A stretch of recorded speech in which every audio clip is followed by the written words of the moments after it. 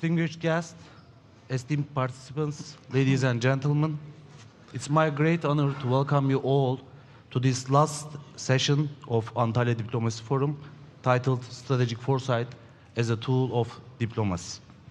As the world is changing and becoming more complex, diplomacy must also adapt itself to address the challenges of our time. Unfortunately, today the global landscape is shaped by disruptions, from climate change and geopolitical instability to technological transformation and new security threats, as has been widely discussed over the past 2 days here at the forum. In this context, strategic foresight offers a crucial capacity to anticipate emerging trends and explore alternative futures in these uncertain times. It prompts us to reflect on how we can detect potential crises before they escalate, how diplomacy can become more effective through foresight, and which tools can support planning in the face of uncertainties. These key issues lie at the heart of the discussion today. To guide us through this timely and important issue, we are privileged to be joined by 3 distinguished experts whose works has shaped the field of foresight globally. We are deeply honored to have them with us, and let me introduce our esteemed panelists. Mr. Sandeep Waslekar is the president of Strategic Foresight Group. Professor Dr. Özcan Sarıtaş is the director of Future Foresight at the Rochester Institute of Technology in Dubai. And Dr. Riel Miller is the former head of Foresight and Futures Literacy at UNESCO. So I would like to start with Mr. Waslekar. So, Mr. Waslekar, you authored many books, including A World Without War, which offers solutions for achieving world peace. So I would like to ask you, once you said that we are living the most dangerous periods since the birth of Homo sapiens. So how do you foresee the future of the world during these dangerous periods? And how can we use strategic foresight in practice to solve the escalating tension in the world? Thank you. Well, first of all, I want to thank the Turkish Ministry of Foreign Affairs for inviting me to this forum. And I particularly want to say a warm welcome to all the students and young people sitting in the room, because it's really the strategic foresight is about future, and it's really the students and young people who have to develop this skill. So special welcome to the younger people here. We absolutely live in the most dangerous epoch in the history of human species. The decade that we are entering is the most dangerous decade in the last 200,000 years. And if we go on talking about that, it could take a long time.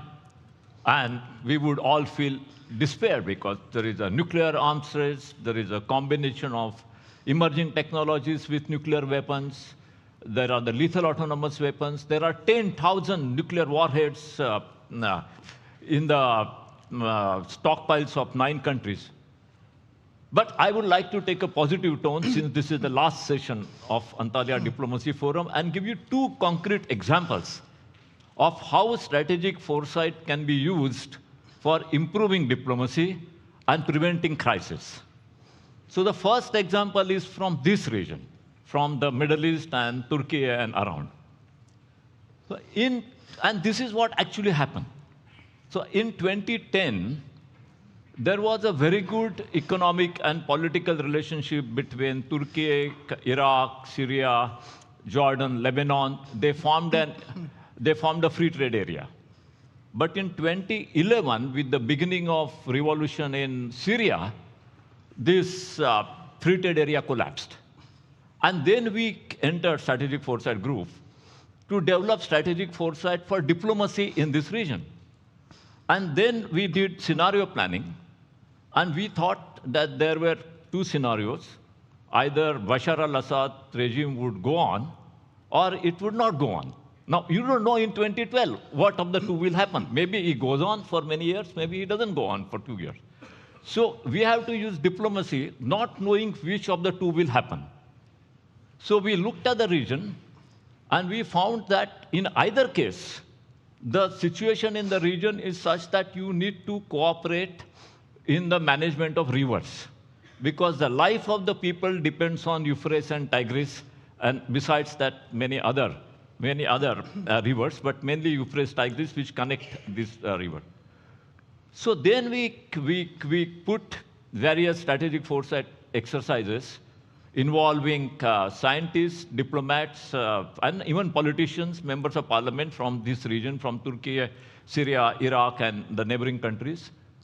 And then we reached the next conclusion, that if Bashar al-Assad government goes on for a long time, and if the conflict goes on for a long time, then it's impossible to cooperate on Euphrates, because Euphrates goes through Syria for a good part of it.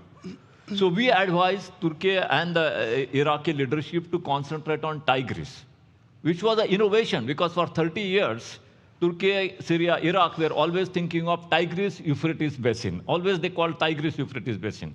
They never separated. So we said, no, now we'll just look at Tigris.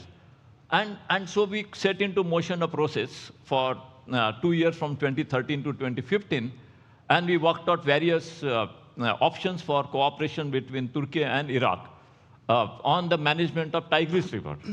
And that paved the way for many agreements between the government of Turkey and government of Iraq on the cooperation on Tigris River, and removed a lot of misunderstanding between the two countries. And now they have a good relationship. So that's one example of how we use strategic. The second example comes to your first question, that we live in a dangerous period, and what? So last 3 years, I have been co-chairing a process involving the 5 permanent members of the UN Security Council. That is Britain, France, United States, Russia, and China. And we looked at the risk of a nuclear war. So we developed a future scenario for a nuclear war. And we started this process after the Ukraine war started. And you know, there's a lot of speculation about nuclear war if Ukraine war goes out of hand. So for last 3 years, we have been meeting in Geneva. In fact, this was one of the few mechanisms where the Americans and the Russians have been meeting in person in Geneva while the Ukraine war is going on. And in the course of our work, we realized that there is a real possibility of a global nuclear war in the future. And that's why I didn't answer your first question, what will happen in the next 10 years, because a global nuclear war can happen. But this global nuclear war may not be started by the President of the United States, or the President of the Russian Federation, or the President of China. Even if all 3 of them don't want a nuclear war, still a nuclear war is possible. And this is the strategic foresight I'm sharing with you and the young people here in the next 10 years. And this nuclear war may be started by artificial intelligence. And there are 4 different ways in which artificial intelligence in the next 5 years will interfere in the governance of nuclear weapons and in the governance of hypersonic missiles. And even if the president of US, Russia, China do not want a nuclear war, an artificial intelligence can start a nuclear war between these countries in the next 5 to 7 years without anybody wanting it. And this is my foresight. And if this happens, all of us sitting here, all human beings, will be turned into skeletons and skulls. You won't exist, I won't exist, none of you will exist. And so our advice to these powerful countries is to take steps, put a brake on what's happening in artificial intelligence. Stop making models which are smarter than human beings, which is where artificial intelligence is going. Stop using artificial intelligence in the decision support systems of nuclear weapons, in hypersonic missiles. That's our advice. That we have been giving publicly. I'm repeating it here. If this advice is heard, we will meet again, Antalya Diplomacy Forum 2035. If this advice is not heard, in 2035, there is no Antalya, there is no Turkey, there is no India, there is no United States, there is no planet Earth. Thank you.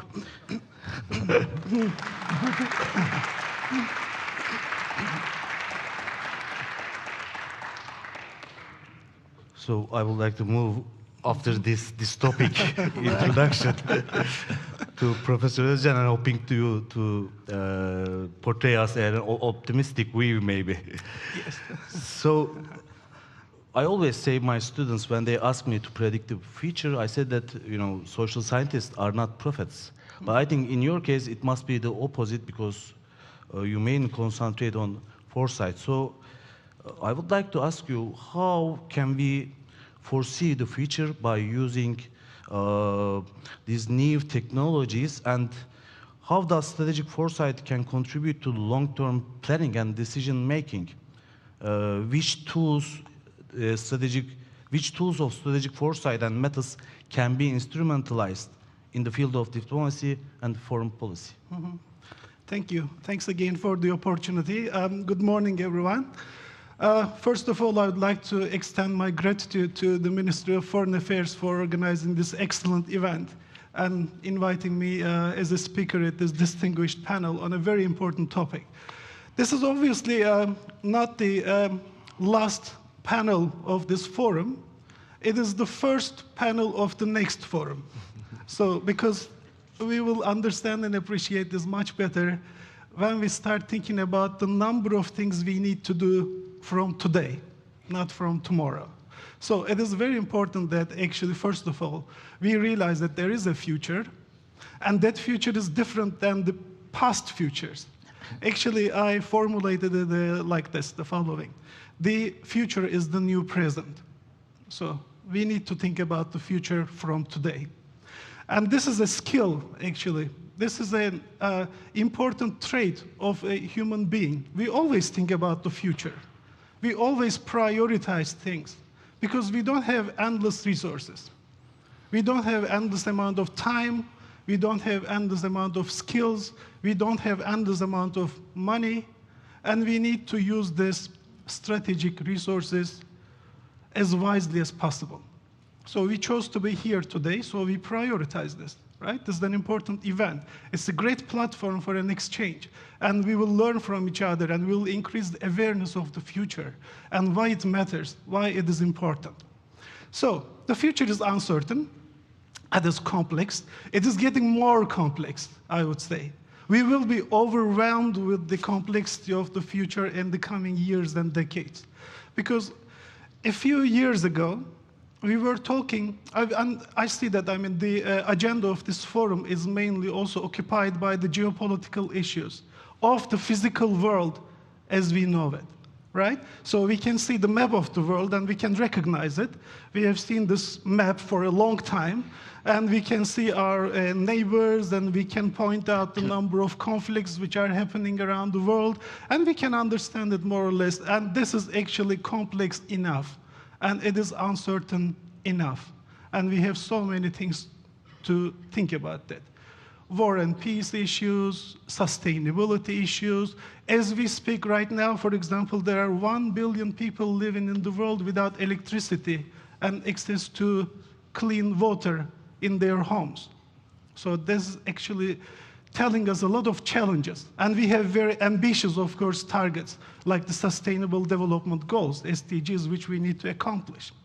But this is actually one of the 3 aspects. We are going to be challenged by 2 other worlds, which are opening and widening in front of us. The second one is the digital world, virtualization. I'm sure most of the people, when they look at the amount of time they spend with their mobile phones and the internet, I'm shocked myself when I receive messages on my phone saying that I'm accomplishing 5 hours screen time on my mobile phone. That means I'm spending half of my productive time in a day in the virtual world. And that world is growing. That world is expanding. And the map of that world is very different than the map of the physical world we see around us. Some countries are much bigger there, some countries are smaller, and we have different neighbors there, not necessarily the geopolitical or physical neighbors we have, because threats may come from any country, from anywhere in the world, and can hit or target us. So that is the virtual world, that is the metaverse, that is the digital world. And we need diplomacy at that frontier also. And there is the third one, which is opening in front of us, which is the space. And we need to think about the space because the space has a strategic importance. We don't use only space to look up, which is very important, of course, all those missions to the moon and the Mars. And we don't have, I mean, when I look at has anybody looked at the map of Mars? Or map of the moon and what it looks like? It looks like an empty space at the moment. But we started seeing actually some small, developments there, some initial steps. And even there's the US flag, for example, on the moon. In a few years' time, we may see some more flags actually appearing on the surface of the moon. What would the borders of the moon would look like? And similarly, the Mars, the planet Mars, it is also equally important. And the space is also important to look down, to manage our world and to manage our resources. So we have a lot of, again, challenges, and the space plays a crucial role in managing this. So that means we can do a lot of things. We have tools and instruments, which I will mention as we go, through this session, and maybe hopefully later we'll continue this conversation. This is just the beginning of that. So I'll just stop here. I'll come back to your question, actually, because we would like to talk not only about what, but also about how. So I am hopeful, because in Foresight terms, uncertainty is a great thing, because nobody knows about tomorrow. Nobody knows about next year or next 10 years. So this gives a lot of opportunities actually to design this future, because we are not predicting the future, we are designing the future, and we have tools, methods, and processes to do that, and hopefully we'll mention them shortly. Thank you.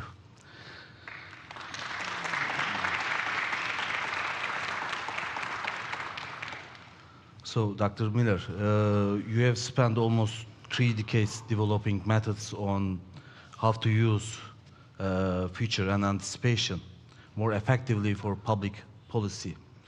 I had a chance to look at your book, Transforming the Future, the book that you edited, Anticipation in the 21st Century, where you discussed about the futures literacy as a tool for defining anticipatory systems, also known as discipline of anticipation. So I would like to ask you, how can we be future literate, especially there are young generations here? How can they prepare themselves to the future? And how can strategic foresight or discipline of anticipation, as you said, improve diplomacy? Thank you. Thank you very much. And I too want to obviously express my gratitude to the ministry and to all the people who are present. This has been a fascinating forum and an important discussion. Let me ask you to go on a thought experiment, okay? A little thought experiment. It's, I don't know, 100 years ago, okay? And most people do not know how to read and write. Come from the countryside, rural. And you go to the city, right? You go to the city. And in the city, there are signs on the streets. And there are newspapers with jobs. And in the factory, there are warnings. And you can't read them. How do you feel? How do you feel? Frightened, confused, excluded, no power, because you can't read and write. Okay. I want you to go on another little thought experiment.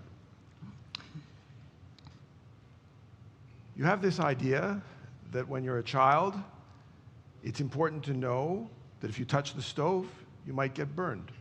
It's important to know, when you're a little baby, if you cry, you will get fed. So you develop a relationship to the future of being fed, the future of being safe, and these are very fundamental to you. Now, take that desire for certainty, to be fed, to be safe, take that desire for certainty, and now think of being an adolescent. You're going to your first social gathering, and you want people to like you. It's important. So how should you get dressed? What clothes should you wear? Should you buy the latest sneakers, running shoes? Should you cut your hair one way or another way? And you come to the party, you go to the social gathering, and it turns out that 4 other people have the same shoes that you have, and you look like a fool. Oh my goodness, I didn't know the future. I predicted it wrong. What's the lesson? Is the lesson of childhood? I must know for certain to be safe and to get fed? Or is the lesson the opposite? The world will always present me with difference, will always present me with change. The objective is not to use my imagination of the future to achieve certainty and security on the basis of certainty. But that same adolescent, that same young person, is going to school today in most places. And what do we learn at school? The teacher has the answer. You must succeed on the test. And that if you succeed, your future will be certain. And so what do we cultivate? What do we nourish? We nourish this desire for certainty. We create a relationship to anxiety, to fear of what we do not know. But what is the one characteristic of this universe that we all are aware of? The only certainty is uncertainty. The only certainty is change and difference. So do you see the problem here? You live in a situation where you don't know how to read and write. So the world is very mysterious and frightening. You're accustomed to being told, Papa knows best. Papa will tell you what to do, and Papa will give you certainty, so you can sleep okay.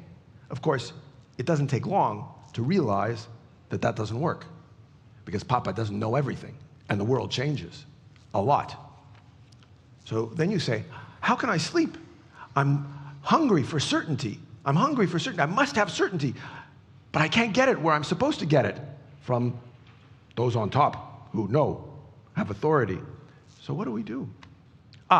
Build a castle, build a defense, build something strong. Make sure that it cannot change so that it will be forever the same.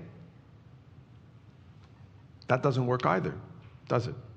So futures literacy is fundamentally about changing the way in which we understand our relationship to the world and the role, the power of our imagination. Everybody must understand the future does not exist. Otherwise, it would be the present. It doesn't exist. So when it comes to conscious, explicit, human futures thinking, it can only be our imagination. And our imagination works in many, many different ways, with many different cultural, historical, age differences. And we've already heard about the power of stories, imagination. The Terminator story. Everybody knows the movie from Hollywood. It's a very famous movie about how Skynet, the artificial intelligence, takes over and destroys us. But of course, Skynet and Terminator were actually a previous story about Frankenstein. And that was a previous story which was about the monster that exists in all cultures as the monster that comes to eat humans. What are we afraid of, and how do we address that fear? And how do we become less arrogant in the sense that if the only way to combat my fear is to be able to control the future and stop change, then I am setting myself up to fail. I am setting myself up to be frightened, and I am setting myself up to be very vulnerable to the offer of security, even if it's false, because fear is a huge motivator. So the fundamental question, and I think it has to do with the session that was just before this one on racism, but it's also the question of war and peace. And it's also the question of diplomacy as a mechanism for negotiating new possibilities. What are we going to do with our imagination? Are we going to leave it basically unexercised, where we don't understand its diversity and its power and make the world great again? A very narrow and small, past-oriented perspective? Or are we going to become, as the peasant was obliged to do when they came to the city, learn to read and write so we can function in the world that we are part of? And so this is the proposition of futures literacy. To be futures literate is to be at home in a universe that is complex, not more or less. It's not a question of up or down. It just is. It is continuously creating novelty. And we know that all the time. Even if you just think about your own life, you experience things that were impossible to understand. Think like an adult, you might say. I can't think like an adult. I haven't had the experience. So experience of change and difference is fundamental. We are currently less capable of understanding difference, of using difference, of being creative, the way that was said in the previous session, on the basis of the richness of this universe. And we attempt, and we fail to control it, which is a terrible position for humans to be in. So futures literacy is about changing the position of humans in this world. Thank you.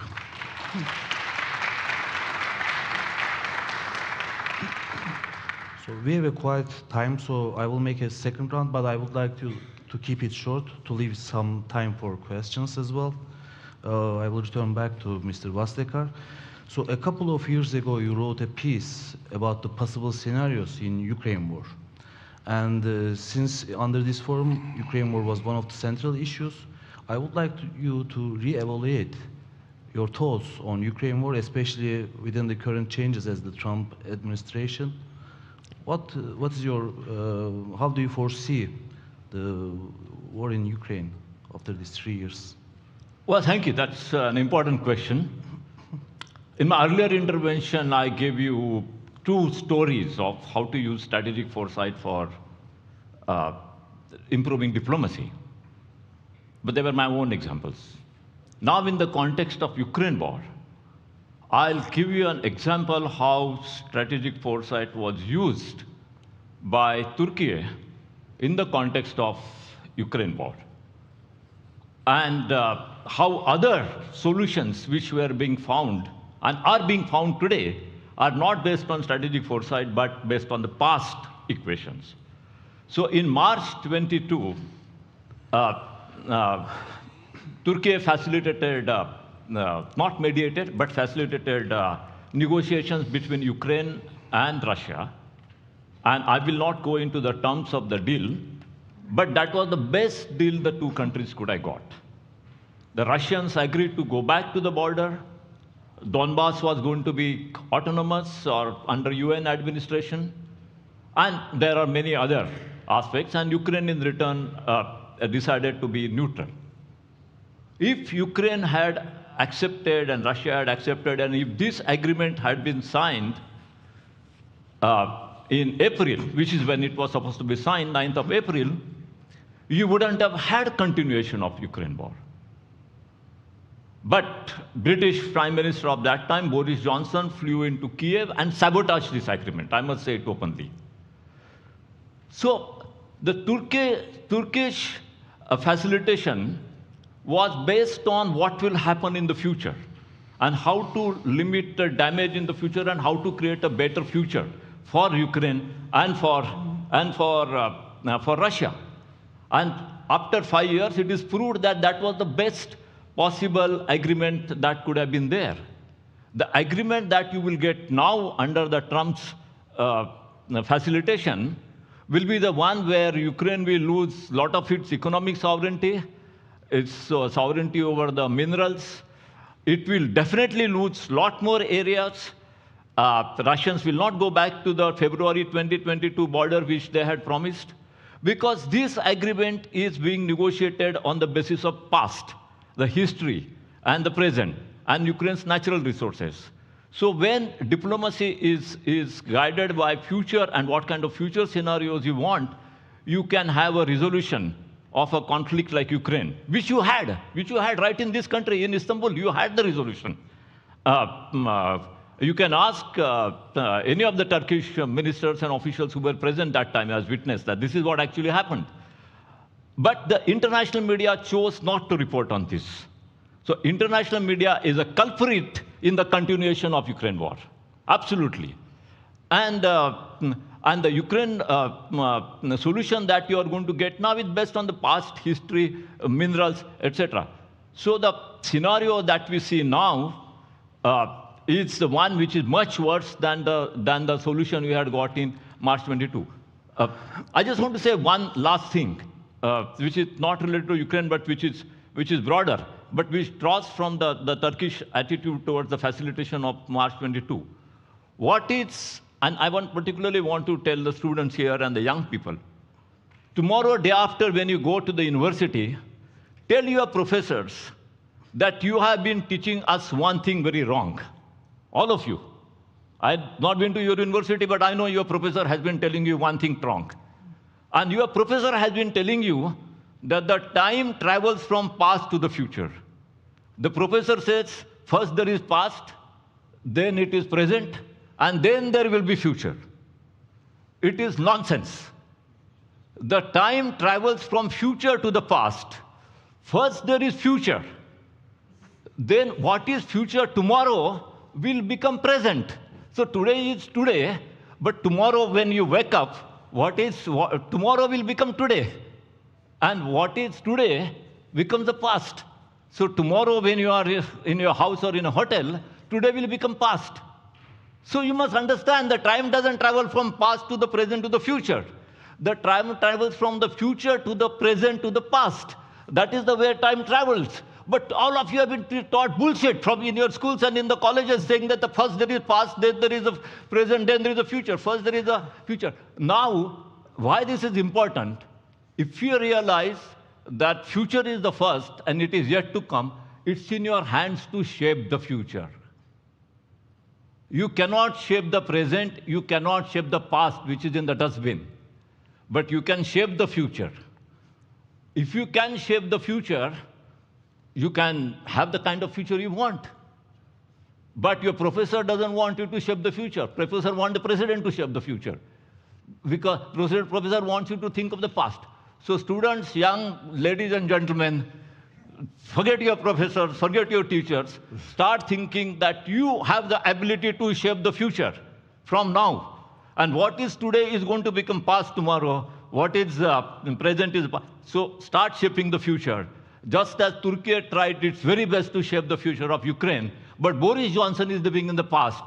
President Biden was living in the past. And what you have is 1 million deaths. Thank you. So after the Terminator example, this sounds like Back to the Future movie. So, Professor Özcan Sarıtaş, I will ask you a follow-up question related with this. So, even though strategic foresight is very crucial, I think there are still challenges in making them, in putting them into practice. How can you evaluate? What are those challenges and how can we go through those challenges? Sure, yes. There are a lot of challenges, obviously. But there are solutions too, and we need to explore them. So foresight, I mean, we need to tell probably what foresight is, just to bring all of us to the same page in the room. So foresight is a systematic, participatory process for future intelligence gathering, medium to long-term vision building process to inform present-day decisions and actions. This actually definition is very important. So foresight is systematic means it is a process. It has a beginning, it has an end, it is a project, it has milestones, it has deliverables, and we need to do it as a project and put sufficient time, effort, imagination, expertise, and everything into that. Foresight is participatory because we don't only actually think about the future, but we create the future together. We co-create the future. And this co-creation shouldn't be only with the participation of a few powerful players. We need to move to the stakeholder point of view. Who are actually, or who may be disadvantaged, and who may actually have something to say, who may affect those future decisions, and at the same time, who may be affected by those decisions. So everybody's say should be on the table. And that's what makes foresight more legitimate, because legitimacy is also important. There are three things, actually: power, legitimacy, and urgency. So some of the actors may have legitimacy but no power, but we should engage them. Some of them have power, legitimacy, and urgency, and this is actually what we have. For example, as Sandeep said, for example, Turkey played an important role in this process as an important actor in the region, because there is an important topic, burning issue, and that's not the only one. I mean, in the north, south, east, and west, there are so many things that we have to deal with. So this sort of actor, of course, should be on the table and should play the role of moderating these conflicts. So this is a very legitimate role for the country. And at the same time, of course, we need to involve the other actors and stakeholders, and we need to understand who they are. They are people. They are societies. And we are talking about the number of deaths, for example. And it is so unfortunate. I mean, there's no difference between 1 death and 1,000 deaths. So in the end, we are losing human. And we learned, actually, in our history that we can't resolve issues but fighting with each other. So fighting with each other on the battlefield is actually exercising power and showing who should have a stronger say on the table. In the end, we go to the table. We will go to the table. But why don't we allow more people actually to see this table before losing their lives? So we need to give everyone opportunity. So that's why Foresight is participatory. Foresight is about gathering intelligence about the future. We need to understand those dynamics which are shaping the future. Those social transformations, technological change, which are giving us also a lot of opportunities, but maybe some threats. Economic transformations, political, cultural values, so these are all important. And we need to have this kind of bigger picture, the systemic view of the future. And we need to build visions. This vision should be built together. So in the foresight process, we have actually the practice of participation. Participation brings mutual learning. So there are different actors sit around the table and they learn from each other, right? They speak, they negotiate, they build trust to each other. So as we widen the base of participation, our exercise will be more legitimate and the results actually will be owned because we produce some policies and strategies as a result of a foresight exercise. And we would like to make sure that these policies and strategies are implemented. And the implementation only happens through ownership, through transparency, through trust, negotiation.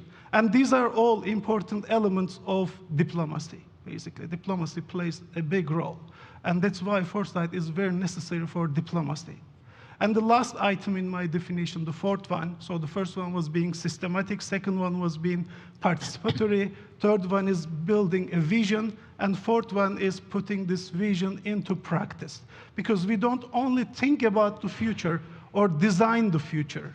We need to connect the future with the present, as Sandeep said nicely, because the future will start actually from the future and will inform the present. So we need to consider all these aspects and consider foresight as an important tool for this. Foresight is embedded in our thinking, but we should make it more institutional. A couple of years ago, I had the privilege to deliver a foresight training course, a week-long foresight training course to the Ministry of Foreign Affairs Turkey in Ankara. We spent a fantastic week together, and we saw, for example, how it could be used for diplomacy. Because today's problems are not actually knocking our door. Today's problems are crashing through our door, and we suddenly find them actually in our arms. And we really need to anticipate the future. We really need to ask a lot of what if questions, and we really need to develop some, scenarios for the future, set priorities. We always need to set priorities. As I said, we have very limited resources, limited time, limited of everything, and we need to be as strategic as possible, and we need to show the connection between the future and the present, because future is a product of the present, and we need to have a clear roadmap. And if we give a chance, of course, to this diplomacy and engage all the actors, build trust, bring honesty and everything on the table, then we will have more chance to succeed before going into the pathway of conflicts and wars. Thank you.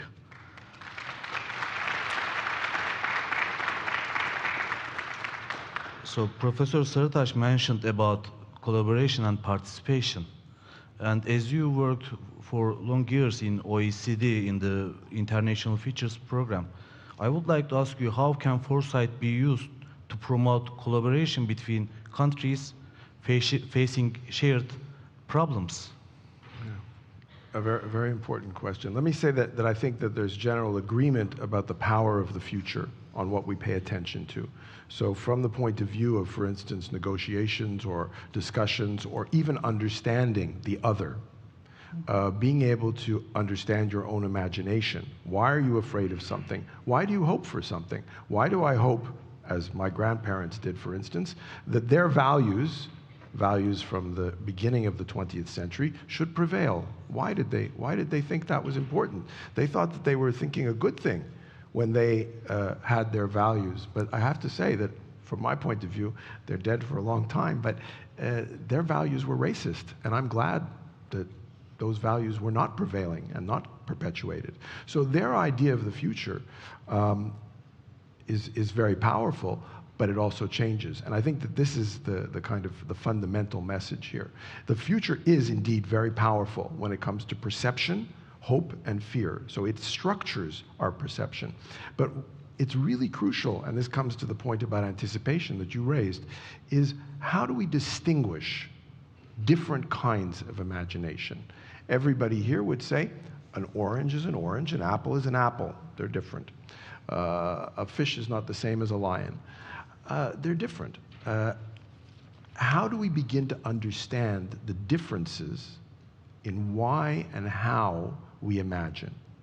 Now, I want to say that I think we have a very, very long history, humanity, in many, many parts of the world. If you build an empire in the Inca hills in Peru, if you build pyramids with the pharaoh, if you build a great wall in China, you use hierarchy. You use command and control, and you predict the future. And you say, I'm predicting the future to sustain my legacy, to protect the past, to protect the structures of power.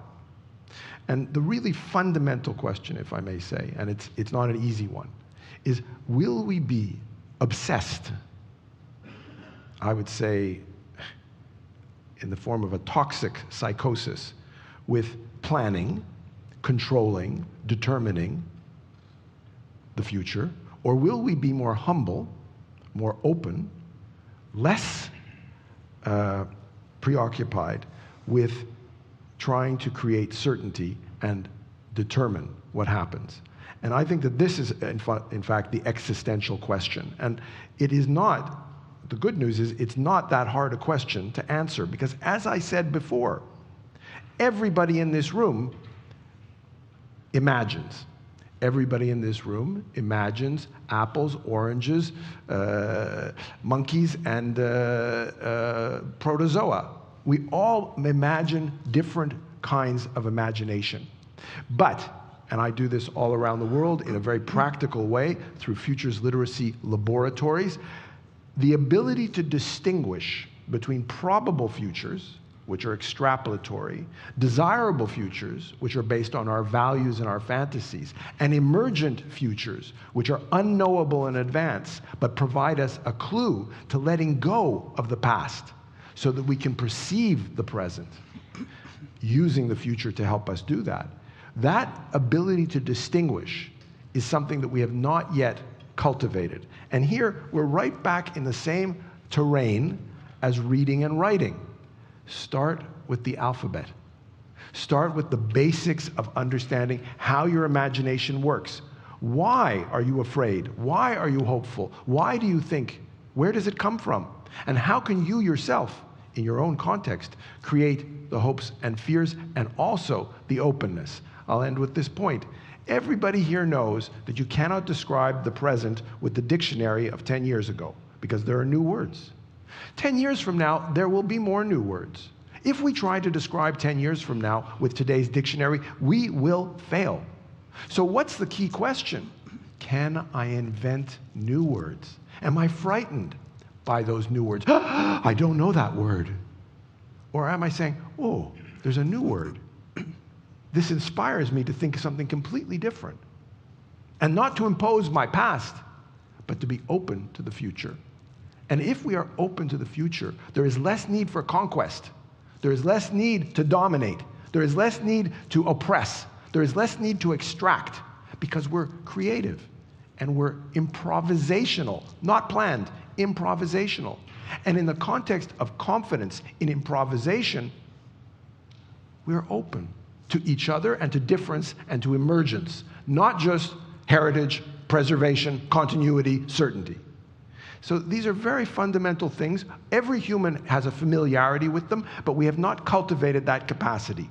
Again, the issue here is how can we begin to become more futures literate in a world where the planet, no ideology, the planet is telling us you are destroying your own home. What are the implications? For thousands of years, we've been killing each other and oppressing each other. We think somehow we're going to do it because we're going to be better at negotiating.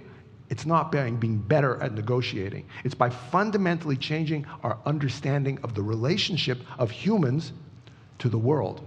We are not the rulers. Thank you.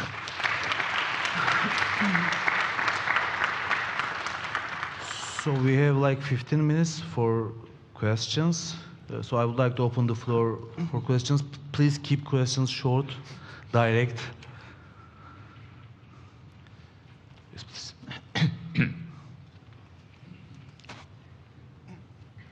Thank you, Mr. Chairman. I'm Hussein Baji from Middle East Technical University. Mr. Sandeep, I enjoyed your talk. It's really great. But I can assure you one thing.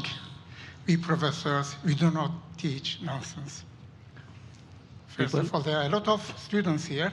We are not teaching nonsense. We teach how the world has been, what is it, and what it will be, number one. The second point is, as you talked to the professor, we have megatrends. In the tendency concerning the future, we have the data, which is called also today big data. We see what can happen if this fulfilled. We are idealists, as you described, but I'm realist.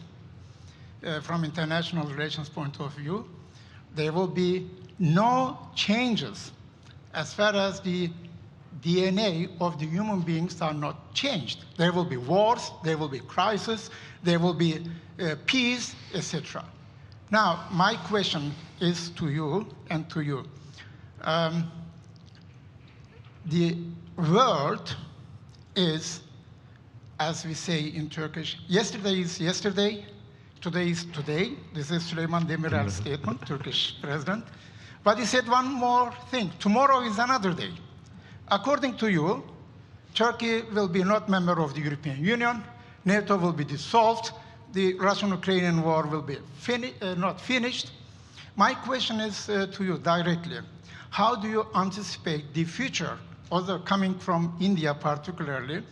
How do you see the future in Asia, in the Middle East? What type of instruments do we have to create a common world under today's discussions? If there is a President Donald Trump, I mean, you cannot anticipate anyway. I cannot anticipate too. Also, to you, your explanation is wonderful, but could you give me this? Your ideal world is something as today what happens in Gaza, what happens in Ukraine. In South Korea, there is an institute, a peace research institute. There are two pictures. One picture is about the ideal world, green, water, happy family, and the other one, wars, crisis, etc. Do you have any clue how do we get this ideal world? The ideas are perfect, but how to apply them into the practical life? Thank you. Thank you.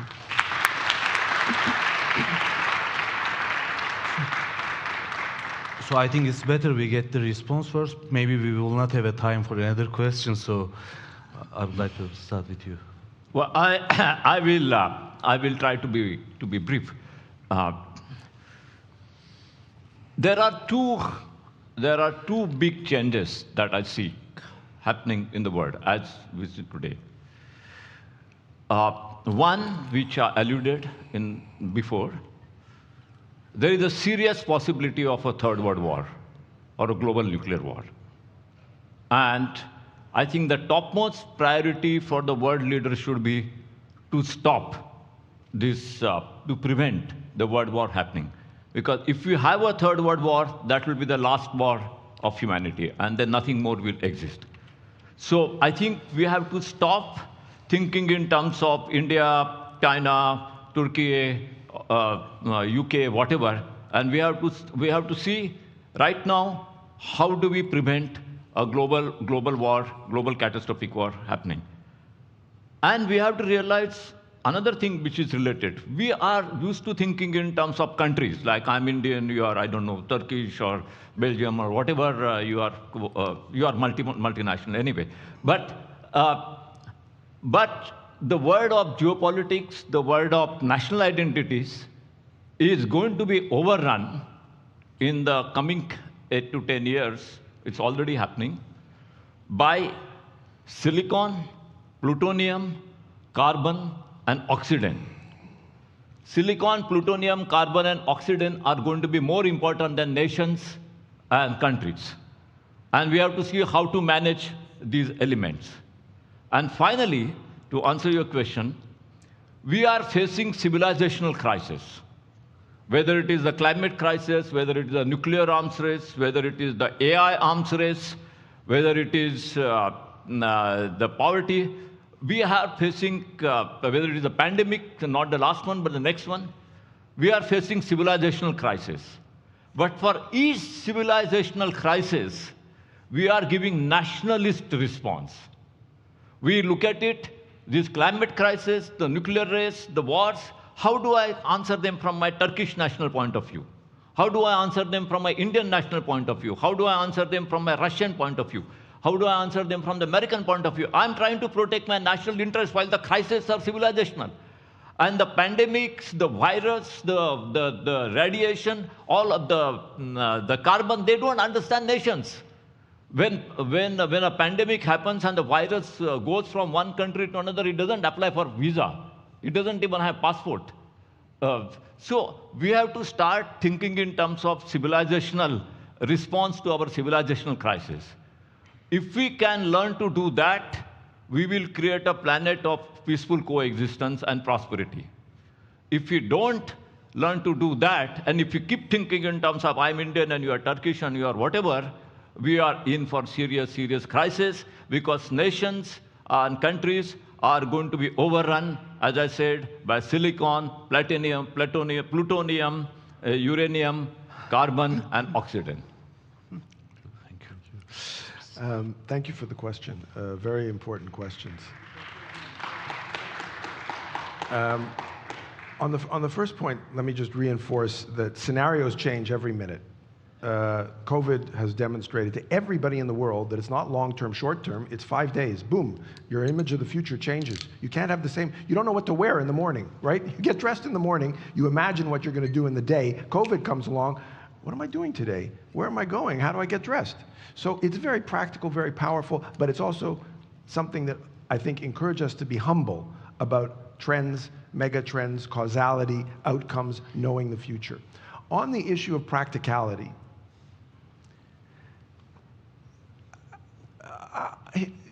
the idea of futures literacy is the idea of a change in the conditions of change. It's a capability, it's a competency. And it's fundamentally different from ideology and ideals. It is not about goals. If you learn to read and write, will you write poetry? Will you write a bomb? Will you write, what will you write? What will you read? You don't know, but you're capable. That competency is open. And the really fundamental challenge, it seems to me, is this change in the conditions of change. To do what you might call the maturity of our species. To grow up from being children and frightened adolescents to being more mature because we have experience. And that's about wisdom. You hear very little discussion of wisdom. Wisdom is unique. Wisdom is each person. It's your experience. It's your place. So I think that the crisis of our civilization, I have to say, I am not unhappy. I think our civilizations have been very toxic. And for a long, long, long, long time now, they've been very toxic to the planet and to each other. The issue is, can we learn from this crisis of civilizations, not to restore or somehow reform or improve, but actually recognize that there is a fatal flaw at the origin of the way we think about what it means to be human. And that's something that I think experience can teach us, and the current fragmentation, the current lessons in humility are actually useful. Yes, please. Before we end, I mean, as a final remark, what I would like to say is that Foresight is actually for, not for firefighting. Foresight is for fireproofing. So all those issues and crises which are present today, actually, they are there. We cannot just try to solve them, because we need some major transformations probably. We need to change the narrative. We need to write a new story, have a different vision. It is like trying to solve the traffic jam, traffic congestion problems by building wider roads. You know, it doesn't solve any problems, actually. In this room, several times during this diplomacy forum, I heard the word of root causes, which are very important, actually. So, for example, to solve the traffic congestion problem, we need to understand why people travel. Why do we put them on the road at the same time of the day? And why do we force them to return at the same time again? That's not the problem with the car, with the road, or with anything. That is the way we organized our lives. And that organization actually doesn't work. So we need to write a new narrative. So Foresight is not a conflict resolution tool. Conflict is already there, so that will be resolved by using all the instruments, diplomacy and everything, but we should go beyond that, because that means actually something has been wrong. It is a result. And we would like to actually change the trajectory and change the narrative. So that is why we should continuously ask for what-if questions. What are the alternative futures? What are the options we have in front of us? We are overwhelmed with too many things, and our agenda is tripling, as I said. It's not only geopolitics, it's also digitalization, it's also space. We will be more overwhelmed. But we will use technologies. We will use AI. Sandeep said that we should ban actually AI in some aspects of our lives. That won't happen. What will happen is that in a few years' time, we will see a new group of technologies to enhance human enhancement technologies. Because we need to be at the center of all these developments. And we need to, we cannot just let the technology lead the way. We should lead the way, and in a few years' time, we will start seeing improving human efficiency, how to keep up with this race, how to be at the center of developments, and human is the future, I would like to say. Thank you. Very short, please. Yes, let me just flag one thing, quite important, and I apologize in a sense to have to do this, but I think it's actually, I don't know, it seems important to me. There is a debate, okay, and it's an important debate, and I just want to flag this debate. There is an important debate about the question of what is intelligence. And I belong to a school of thought which thinks that artificial intelligence and the idea of intelligence are actually poorly defined, and that the idea that's very current, that in some sense there's a competition between computation and what it means to be able to understand and comprehend the world, that there's a competition between the two, that is actually a false competition. There is no, in my view, way in which the capacity of, I would say, living organisms to relate to the world can be incorporated into a computational algorithmic device, and it's for a really simple reason. It's related to biology, and it's related to a thinker named Robert Rosen and anticipation theory, which is if you integrate anticipation into the functioning of a living organism, you destroy algorithmic coherence. I'll leave that, it's a technical issue. But I just wanted to flag the fact that I think the hype cycle around artificial intelligence has some profound questions to be asked about it. And I just wanted to make sure that we flagged that. I know it comes up over and over and over again. So I just wanted to raise that point. So, even though I would like to continue this thought-provoking session, we have to finish. So please join me in thanking our distinguished speakers. Thank you.